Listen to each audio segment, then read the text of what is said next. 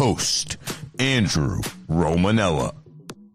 When you play Battle in Mario Kart and you don't turn off any of the items, there are bananas everywhere. I mean, it's like you're losing your balloons because you're slipping on bananas left and right. Bananas everywhere. What's going on, everybody? Hey, welcome into another edition of The Rome Show here on 12ouncesports.com, broadcasting live on YouTube and X. I am your host, Andrew Romanella. It's the start of a fresh week. Happy Monday, everybody. August 4th, 2025. We are a month away from kickoff in the National Football League. We are 50 games away from the start of the postseason in Major League Baseball, and we're 3.5 weeks away from week 0 in NCAA football. So enjoy your downtime now, ladies and gentlemen. Enjoy the last month of the summer where truly only baseball and a few other sports mixed in, WNBA, blah, blah, blah, golf here and there. But enjoy your last month of summer, because the minute Labor Day ends, you are in a 5-month football coma that also mixes in the World Series, the start of National Hockey League season, and the start of the National Basketball Association. So I truly see August as the finish line for those moments, and you know what I'm talking about. When you get home, you go pop the TV on, and you're like, what am I going to watch tonight? And it's either 1 to 4 baseball game options, which is great for me, don't get me wrong, or insert ancillary sport here. Insert no live sport here. And though it's the summer, and people should be less watching television and more doing everything else, it's still weird. It's still a strange time. Okay? And that time is slowly ticking down. And it starts with college football week 0 and then the National Football League week number 1. We got some things to talk about today. Get on the action, The Rome Show. Instagram, Facebook, X, TikTok. You know the drill. Whatever social media site you got, you can follow us on that. You can get in live on the show, youtube.com/12OZ Sports, and right in the comments section right there. And we can have a nice little conversation about whatever you would like to talk about. Today, though, I have a few topics on my, sneeze mid-show. I want to talk to you about how Major League Baseball played a game on a NASCAR stadium yesterday. Yeah, that happened. I also want to talk to you about Jerry Jones and Micah Parsons having a legitimate back and forth in the media. And then finally, we continue our 32 teams in 32 days with the Las Vegas Raiders of the AFC West. If you missed any of the 32 teams in 32 days, or I referenced something and you're wondering, what the hell is he talking about? The Rome Show podcast, wherever you listen to podcasts. All right. For those that didn't see it, and it was supposed to happen on Saturday. However, rain and poor weather pushed it back to Sunday. But Major League Baseball hosted a game in Bristol Motor Speedways over the weekend, which was meant to be a very cool experience for Major League Baseball. Okay, I would equate what baseball did over the weekend in the Speedway Classic with the Winter Classic in the National Hockey League. Okay, you're really doing something that in a simple form doesn't need to be done. Okay, baseball doesn't need to play a game at a NASCAR track. Okay, but they did. Why? Well, in the past, and the past being more recent, and the one I think about the most is the Little League game, and then the other one I think about is the Field of Dreams game. Over the last 5 or 6 years, as baseball has sadly lost some popularity, all of these ploys have been put into place to hopefully gain some more fans.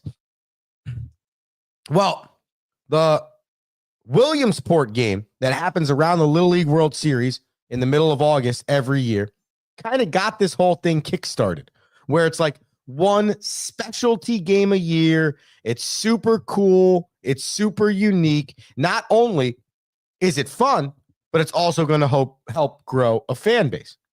Well, then you turn that into the Field of Dreams game, which was so cool, with which they played in Iowa, right outside the Field of Dreams, the famous Kevin Costner movie.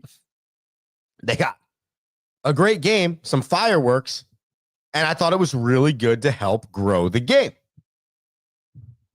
Now, outside of the clock changes and the amount of times you can pick off and the size of the base and how they're trying to manipulate the game of baseball, baseball has started this Speedway Classic. And if you go back to when the Winter Classic started in the National Hockey League, that's exactly what it was. Okay? Of course, outdoor hockey is cooler than regular hockey in an arena. Of course, playing baseball at a NASCAR track is cooler, in the NASCAR infield, I should say, is cooler than playing regular baseball. Of course, if I have a chance to play on the Field of Dreams for one time in a Major League Baseball setting, I want to do that. Of course, all of those things are cooler. So, of course, by nature, they're going to put more eyes on the game. Well, the Winter Classic in the National Hockey League has since evolved to, we have like 14 outdoor hockey games a year. It almost feels like we've gone a little bit too far in the National Hockey League, which I don't say often, with the outdoor hockey games. It was one a year, January 1st, the Winter Classic, awesome. Now we have the Winter Classic, plus we have the Stadium Series, plus we have the Can Our Ice Stay Frozen or Not series, right? A little bit too much. But look at the growth of and popularity of the National Hockey League during the course of the time of the Winter Classic being started, them making all those rule changes after the lockout. It all coincides, okay? I want to say the lockout was like 07, 08 or something like that. But look at the trajectory and the growth of the National Hockey League since after that lockout. And a driving force to that was the things that the National Hockey League did to entertain their younger fans, to engage a different demographic of people to continue to grow the sport. And so don't look any further than the Winter Classic in hockey as to what Major League Baseball was thinking when they had the Speedway Classic. Okay? And to be honest with you, I think they're smart for it.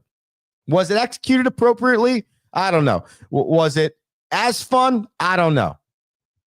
Do you think it's as entertaining to the point where it will hold and it will stick? I don't know. But what I do know is it was entertaining probably enough. It was unique enough that you caught some eyes. And in this example, Major League Baseball is trying to inch into a demographic much like NASCAR. And I think the reason why, and we'll talk to Rocky about this tomorrow, Hockey with Rocky hopefully returns, or Rocky's Rundown, the sports edition. And we'll talk to Rock about this because he's a big NASCAR guy. But I think the correlation here for baseball is NASCAR fans and baseball fans are very similar. Okay. Now with baseball, it's more regional coverage. Okay. But you follow that one singular team and it's regional coverage for that team. That's my team. That's who I want to follow. Okay. And that might have hurt them on a national scale over the course of the league's existence because other sports have focused on the national and the individual player, whereas baseball's focused on the regional and the team. Okay. Whereas though NASCAR is a national sport and it's not a region, it's a human being, it's a singular car and a singular driver that you're rooting for, that is actually a more similar fan base than it is the other three major sports, or four if you include the MLS. And so baseball, I think, says, look at this diehard fan base. Look at this fan base that in their DNA is kind of cut like Major League Baseball. It's a long season, okay? It's a grind. You're focused on one team. You're focused on one car team, right? There's a lot of similarities there, okay? And so I think Major League Baseball not only saw an opportunity to grow the game, but I think they saw an opportunity, much like hockey. You have to credit hockey here because the Winter Classic was really the first of these things that we've seen to help promote a league, grow a league, do something different. And now you say to yourself, okay, well, what's next? Is it only in NASCAR stadiums? Like, is this a NASCAR baseball partnership for the next 15 years until they get through all their stadiums? I don't know. But what I do know is it's the right direction for Major League Baseball. I thought it was so cool personally. And I know we dealt with some stuff with the rain and the game and stuff like that. I thought the intros and the way the thing started, driving them around the track, their uniforms with the race numbers, that was easily, if not the coolest part of the whole thing. And then the baseball. And I'm sure you could say the same thing about the Winter Classic. It's the being outside. It's the being at a baseball stadium or a football stadium. It's seeing hockey outside, but it's everything else around it. That is why I'm showing up to this or spending my money on this or wanting to watch this. So good on Major League Baseball for attempting. Okay? Good on Major League Baseball for seeing the benefit in doing something like this. Now, it'll only continue to be good on Major League Baseball if they make the appropriate adjustments and they figure out what this is for their sport. Was this a one-off? Or is this something that we can do yearly that can truly help grow the game? Because I know one thing. Next year, if this happens again, the Rome Show is going. That is 1,000% a fact. Where we're going right now is to a commercial break. But when we get back, it's National Football League time. We have two topics to talk about. Micah Parsons requesting a trade in Dallas and 32 teams in 32 days, Las Vegas Raiders status. So stick with us here on the Rome Show, 12ouncesports.com. Back after this.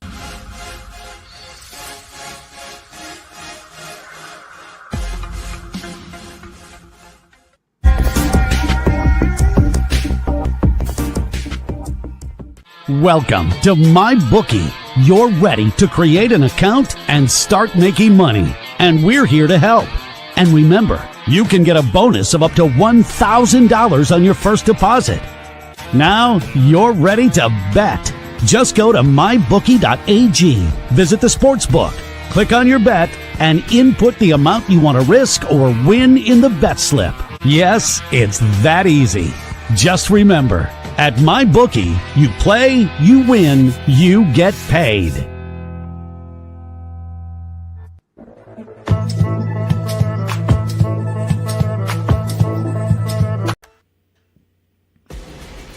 Need tickets to that next event?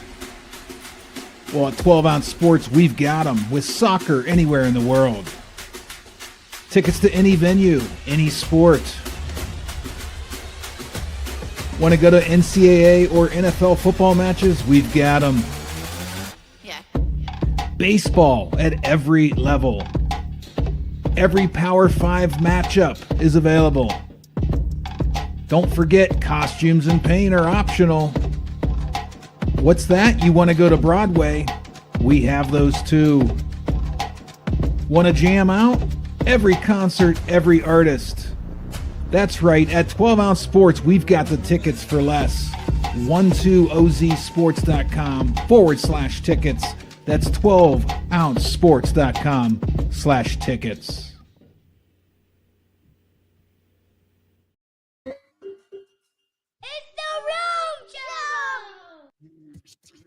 Yeah, the Rome Show, 12ouncesports.com. We broadcast live on YouTube and X. I'm your host, Andrew Romanella. We got like 15, 10, 12, something minutes left on this thing. And we hope you enjoy it. If you have enjoyed the show leading up to this moment, you've enjoyed the show at all, or you're like, dude, this guy's freaking electric. We need to get my friends in front of this guy. Well, then go to the Rome Show podcast, wherever you get your podcasts, and just search the Rome Show podcast. And bang, you can share it with a friend. All right, ladies and gentlemen, we talked in the first 15 about Major League Baseball and their Speedway series at Bristol Motor Speedways over the weekend and the awesomeness with which baseball is trying to change the game. Now, in Dallas, in football, Micah Parsons is trying to change his status on the Dallas Cowboys. If you've missed this story, a lot has gone on in the last few days in Dallas. The most alarming situation being that Micah Parsons, their all-pro linebacker, arguably the Lawrence Taylor Jace of this generation, keyword there, Jace, okay, is unhappy with his contract situation, 1 year remaining on his deal, and he wants to sign an extension. And I think part of the issue that's happened here for Jerry Jones and the Dallas Cowboys is the fact that Jerry has paid CeeDee Lamb and he has paid Dak Prescott. But on top of that, CeeDee Lamb and Dak Prescott don't come off as players that really are going to eviscerate you in the media or make you feel like you're treating the player poorly with everything that they say. Whereas Micah Parsons is the exact opposite. Micah Parsons, whichever it is, hasn't met a microphone he doesn't like. So if you don't work this through with this guy, he's just going to keep eviscerating you and your organization to the point where you're almost going to be forced to trade him because there's no salvaging what's gone on. And Micah Parsons had this to say on Twitter. Yes, I wanted to be here. I did everything I could to show that I wanted to be a Cowboy and wear the star on my helmet. I wanted to play in front of the best fans in sports and make this America's team once again. The team my pops and I grew up cheering for all the way up in Harrisburg, PA. Unfortunately, I no longer want to be here. I no longer want to be held to closed-door negotiations without my agent present. I no longer want shots taken at me for getting injured while laying it on the line for the organization or fans and my teammates. I no longer want narratives created and spread the media about me. I had purposely stayed quiet in the hopes of getting something done. But since there is confusion out there, let me clear some things up. I had my agent reach out to the Cowboys last offseason after my third year in hopes of getting a deal done early. Unfortunately, the team did not want to start any negotiations at that point. I was okay with that, didn't complain, and focused on the 2024 season. After the season, I told my agent once again to let the team know where we're going, when we are going to open negotiations. My agent informed me I should wait for other deals to get done because the price would only go up, but I didn't care and wanted to secure myself as a Cowboy long term. After the season, I told my agent once again to let that team know where we were going to negotiate. Now, this is where I'm going to stop reading and bring you to the end. Again, the team decided to go silent. At the point, we decided we would allow the team to reach out to us whenever they decided they wanted to talk, yet still not a call, email, or text. Skipping some more. Not one demand has been made by my agent about money, years, or anything. Still, I stayed quiet. But again, after repeated shots at myself and all the narratives, I have made a tough decision. I no longer want to play with the Cowboys. Now, I just shortened that. Okay. That was the long version. Okay. That I shortened a little bit. Here's what Jerry Jones had to say. Arguably the dumbest set of quotes I've ever heard from a general manager. I'm really glad you brought that up. It seems that we forget that it's been less than a year, and I paid the highest that's been paid in the NFL to Dak, and I paid a big price for Lamb. Anybody that says I'm not interested in financially rewarding my players hasn't been looking at the tea leaves. So there's always negotiation, and negotiation is to put the best team on the field, and many times it's not even a question of deserving. I enjoy Micah, but as always in any relationship, there's different moods at different times of your relationship. That's what it is. Don't lose any sleep over it. That's the one thing I'd say to our fans. Don't lose any sleep over it. Jerry Jones then continued, doubled down, tripled down even. It's very important that if you want to change the contract that we've got right now, which this would, that I agree that we change the contract. Thanks, Jerry. You're the general manager and the owner. That's why it was good when we sat down together and spent a lot of time going back and forth and adjusting, and we had that exercise together. My experience has been the agent is not the one that solves the problems you have when you're executing what you said you would do in the contract. So I like to deal directly with the player when it's of this nature. What? Seriously, what is he even talking about? Jerry Jones, it's time to go. Jerry Jones, it's time to be done with the Dallas Cowboys. Jerry Jones is a mess. Okay, this whole thing has been botched by the Cowboys. It's going to continue to get botched by the Cowboys, and it can only end badly. This ends good for the Cowboys. You re-sign him, I promise you, he's eventually going to ask for a trade again. And on top of that, you have a player that you're paying probably the most amount of money on your roster to, who's the most disgruntled and likes the ownership group the least.